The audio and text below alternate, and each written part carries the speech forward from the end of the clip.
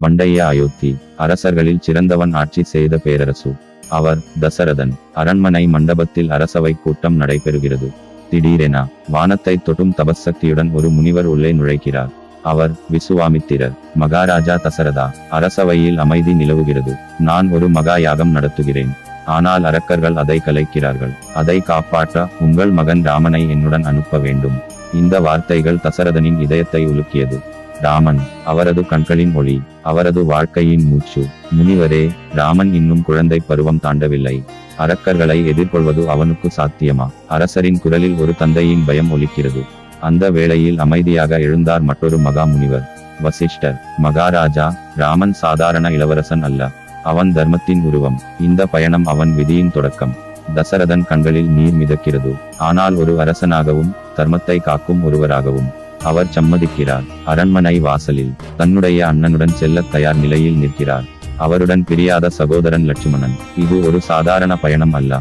இது ஒரு அவதாரத்தின் முதல் அடியாகும். அந்த நாளில் தொடங்கியது ராமனின் வீரயாத்திரை. அரக்கர்களை அழித்து தர்மத்தை நிலைநாட்டும் காவியத்தின் முதல் அத்தியாயம். இது தான் விசுவாமித்திரர் வருகையும் ராமனை அழைத்துச் சென்ற நிகழ்வும் ராமாயணத்தின் மறக்க முடியாத திருப்பம். அயோத்தியின் இளவரசன், தர்மத்தின் உருவாக பிறந்தவர் இராமர். அவரின் வீரத்தை உலகம் முதன்முதலாக கண்ட தருணம். அவர்கள் சென்ற காடு பயங்கரமானது. அங்கு வாழ்ந்தால் ஒரு அரக்கி, தாடகை.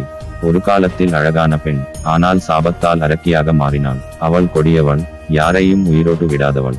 விசுவாமித்திரர் கூறினார், இராமா, இந்த தாடகையை நீ வதம் செய்ய வேண்டும். ராமன் ஒரு கணம் தயங்கினார். ஒரு பெண்ணை கொல்வது தர்மமா? அப்போது முனிவர் சொன்னார், அவள் அரக்கி.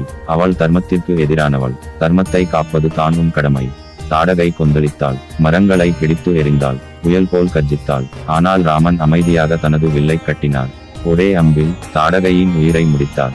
அந்த நிமிடம் ராமன் ஒரு இளவரசனாக இருந்து தர்மத்தை காக்கும் வீரனாக உயர்ந்தார். இது தான் இராமாயணத்தில் இராமனின் முதல் போர்வெற்றி. இந்த நிகழ்வு பின்னர் நடைபெறவிருந்த பெரிய தர்ம யுத்தத்திற்கான முன்னோட்டம். தாடகை வதம் நமக்கு சொல்லும் பாடம். தர்மத்திற்காக எடுக்கப்படும் கடினமான முடிவுகளும் நீதியானவையாகும். இராமாயணத்தில் நாம் பொதுவாக தாடகையை ஒரு கொடிய அரக்கியாகவே நினைக்கின்றோம். உண்மையில் தாடகை யார்? தாடகை பிறந்தது ஒரு அரக்கியாக அல்ல. அவள் ஒரு யக்ஷராஜாவின் மகள். அவளின் தந்தை சுகேது. சுகேது கடுமையான தவம் செய்து எனக்கு ஒரு வலிமையான மகள் வேண்டும் என்று வேண்டினார். அவரது தவப்பலனாக 1000 யானைகளின் வலிமை கொண்ட பெண் குழந்தை பிறந்தாள், தாடகை. அவள் அழகிலும் ஆற்றலிலும் சிறந்தவள். பின்னர் அவள் திருமணம் ஆனாள் சுந்தன் என்பவருடன். அவர்களுக்கு ஒரு மகன், மாரீசன். ஒரு நாள் சுந்தன் முனிவர் அகத்தியர் மீது தாக்குதல் நடத்தினார். அகத்தியர் கோபித்து ஒரே சாபத்தில் சுந்தனை சாம்பலாக்கினார். தன் கணவனின் மரணத்தால் கோபம் கொண்ட தாடகை அகத்தியரை தாக்க முயன்றாள். அப்போது அகத்தியர் சபித்தார், நீ அழகிய யக்ஷி அல்ல, இனி கொடிய அரக்கியாக மாறுவாய்.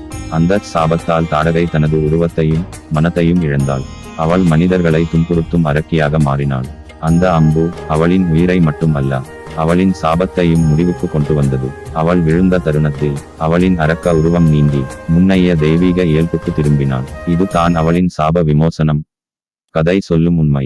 தாடகை முழுக்க தீயவள் அல்ல, சூழ்நிலையால் சாபம் பெற்றவள். ராமன் அவளை வதம் செய்தது ஒரு உயிரை அழிப்பதற்காக அல்ல, ஒரு சாபத்தை முடிக்க. இதுவே தர்மத்தின் ஆழமான பொருள். இது போன்ற இராமாயண கதைகளை, சிறந்த வீடியோக்களை காண எங்கள் சேனலை சப்ஸ்கிரைப் செய்யுங்கள். வாழ்க வையகம்.